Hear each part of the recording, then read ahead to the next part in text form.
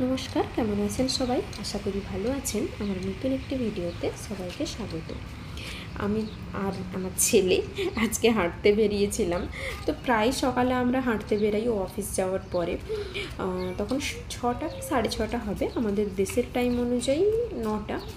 তো এই যে দেখেছেন, ও কিছুতেই আমার হাত ধরে হাঁটবে না। ওকে স্ট্রলার থেকে নামিয়ে দিলেই ও দাঁড়াবে, চারপাশটা একটু দেখবে, গাড়ি ঘোড়া সব দেখবে। আমি এগিয়ে এলে ও তারপর আসবে।